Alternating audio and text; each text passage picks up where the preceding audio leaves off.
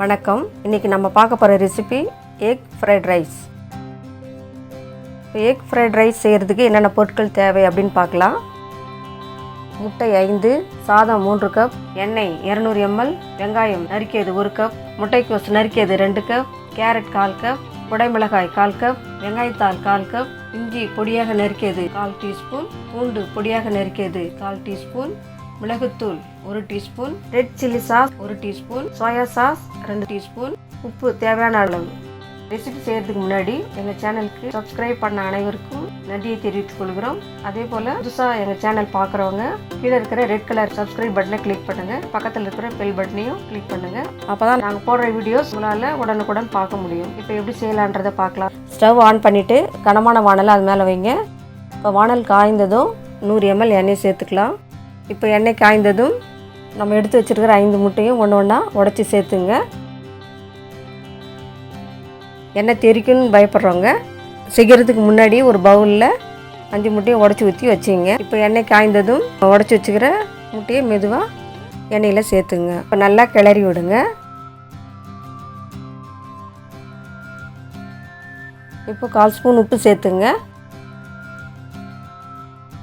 2 spoon மிளகுத்தூள் சேர்த்து நல்லா கிளறி விடுங்க.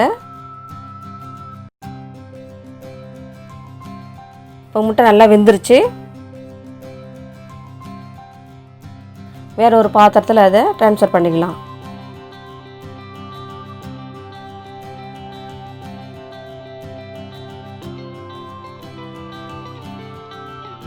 அடுத்தது அதே வானலில் 2 ஸ்பூன் எண்ணெயை சேர்த்து பொடியாக நறுக்கி வச்சுருக்கிற இஞ்சி 1/2 ஸ்பூன், பூண்டு 1/2 ஸ்பூன் சேர்த்து நல்லா வதக்குங்க.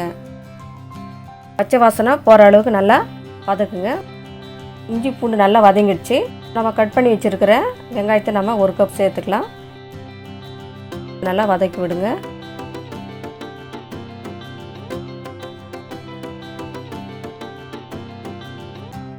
இப்போ வெங்காயம் நல்லா வதங்கிடுச்சு.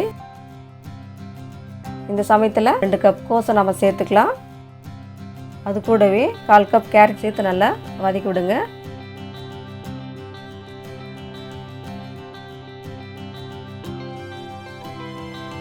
கால் ஸ்பூன் உப்பு சேர்த்து 1 நிமிஷத்துக்கு நல்லா வதக்கி விடுங்க.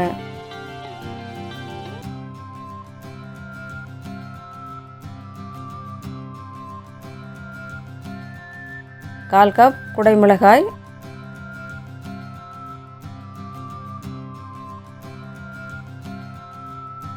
1/4 கப் வெங்காயத்தாள் 2 சேர்த்து நல்லா வதக்கி விடுங்க.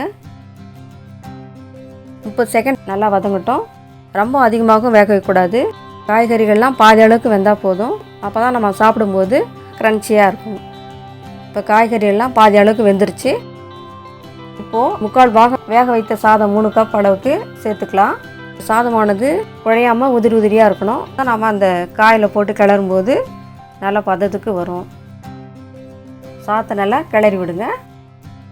சாதம் வேக வைக்கும்போது கொஞ்சம் உப்பு சேர்த்து வேக வைத்து எடுத்துங்க.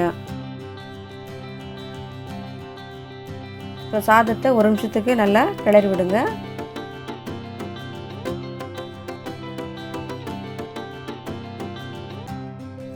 இப்போ நம்ம 1 ஸ்பூன் அளவுக்கு ரெட் சில்லி சாஸை சேர்த்துக்கலாம். இப்போ ரெட் சில்லி சாஸ் இல்லாதவங்க பூண்டு வதக்கும் போது தேவையான அளவுக்கு பச்சை மிளகாய் சேர்த்துங்க.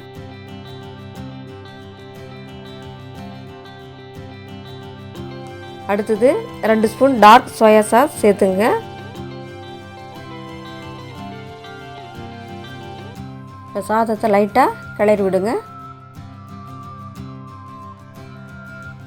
அடுத்தது நம்ம ஏற்கனவே ரெடி பண்ணி வச்சுருக்கிற முட்டை பொடி மசாலா சேர்த்து நல்லா கிளறி விடுங்க.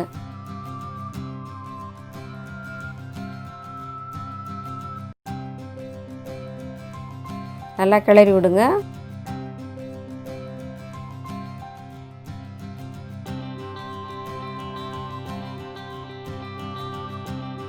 உங்களுக்கு காரம் தேவைன்னா மிளகுத்தூள் சேர்த்துங்க.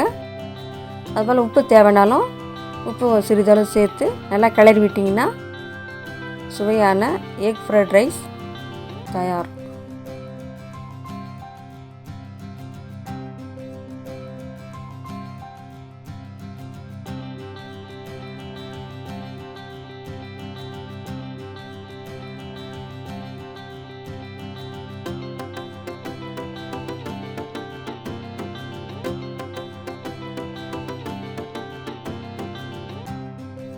இந்த வீடியோ உங்களுக்கு பிடிச்சிருந்தா லைக் பண்ணுங்கள், ஃப்ரெண்ட்ஸ்க்கும் உங்கள் ஃபேமிலி மெம்பர்ஸ்க்கும் ஷேர் பண்ணுங்கள்.